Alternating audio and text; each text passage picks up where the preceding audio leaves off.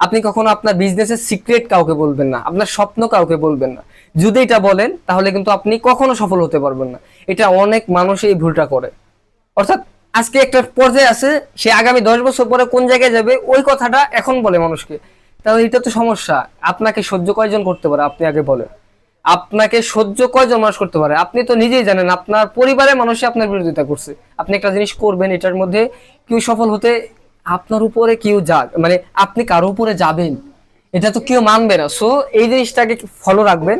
আপনি আপনি যেটাই করেন, আপনি খামার করেন, আপনি বিজনেস করেন, আপনি কৃষিকাজ করেন, আপনি যেটাই করেন, এভরিথিং আপনার ভবিষ্যৎ ফিউচারে কি করবেন ওই প্ল্যানটা যদি আপনি মানুষকে বলেন, হ্যাঁ, তাহলে কিন্তু আপনি বিজনেসে লস করবেন, 100% লস করবেন।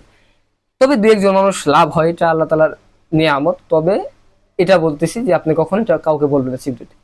সিক্রেটটা যদি বলেন কি হয় আপনাকে আগে বলি। যেমন পৃথিবীতে বর্তমানে যত বড় বড় বিজনেসম্যান আছে না, অধিকাংশগুলো আপনার বিভিন্ন ইন্ডাস্ট্রি আপনার লাভবান হয় বা লসের সম্মুখীন হয় যখন তাদের সিক্রেটটা মানুষ পাবলিশড হয়ে যায়। একটা কোম্পানি ধরেন এই নলেজটা চুরি করলো, চুরি করার পরে মাস্টার কপি করে সে আরেকটা ইন্ডাস্ট্রির মধ্যে খাটাইলো, খাটানোর পরবর্তীতে সে কিন্তু প্রচুর পরিমাণে লাভ হবে, কিন্তু আপনি এখনো শুরু করতে পারেননি, আপনার এরকম ক্যাশ নাই, এবিলিটি নাই। আপনি জাস্ট উদাহরণ দিলাম, আমি জাস্ট উদাহরণ দিলাম, অনেক ঘটনা আছে এরকম।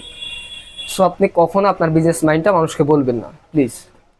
তো আজকের ভিডিওটা এতটুকুই, যে আপনার বিজনেস, আপনার সিক্রেট, সবকিছু আপনার।